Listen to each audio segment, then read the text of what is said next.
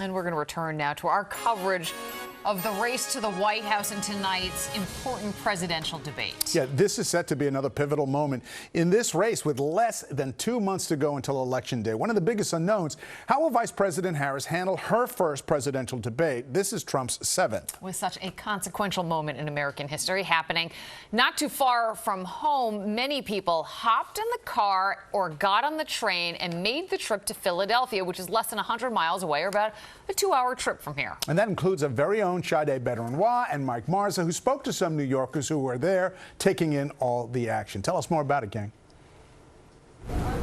David and Liz, good evening again from Philadelphia. You know, we're standing right outside the building that celebrates the Constitution. That's the National Constitution Center. And in just a few hours, another page of American history will be written inside with this debate. We've met this couple from New York who came here just to be close to it all. It's a husband and wife from Syracuse here in Philly, and they're history buffs, taking in all the sights and sounds before they watch the big matchup tonight. It's kind of surreal. It's really neat to, like, I see all the security fences, right? So we want everybody to be safe. We don't want anything crazy to happen, but I think it's really cool that history is about to happen, and we're in a city where maybe the one and only debate of this election is going to happen. I think it's extremely important, and I think the way they structured the debate is good.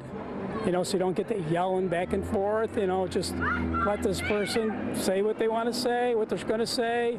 Now it's your turn, take turns, play nice. So I think that's good they're doing that. And then let's see what the chips, you know, where the chips fall. And let's see what happens this evening. And joining us now is ABC News' Mary Alice Parks. Mary Alice, thank you for joining us. Who has the most to lose in this debate? Is it Harris?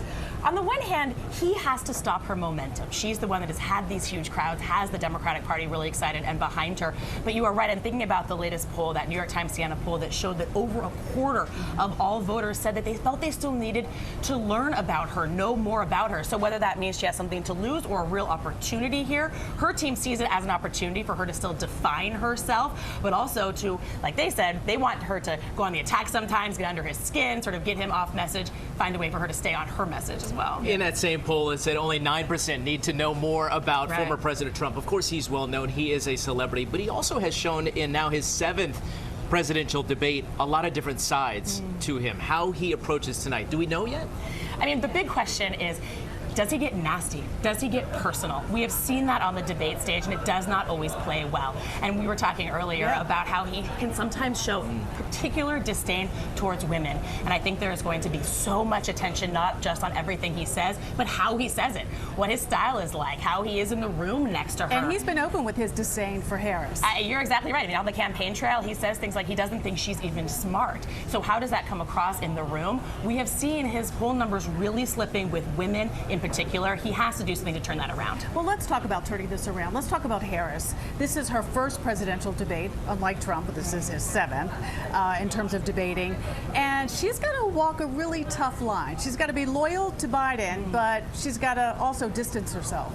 Yeah, I mean, look, a lot of Democrats that I talked to said they want to see that prosecutor Harris come out. They want someone that can prosecute the case against him, against Trump. But you're right that she has to sort of reckon with the fact that she is part of the incumbent administration. That's what's always hard about being the incumbent. You have to sort of own this moment, own the economy of this moment, own what the administration has done. We've seen her in the last few weeks start to break with Biden a little bit on some of her policy proposals. It'll be interesting if we get any more of that tonight and in the next few weeks. Clearly, she's trying to make a play for those moderate Republicans, kind of Chamber of Commerce Republicans. I think one big question is, does Trump try to make a play for those same voters as well?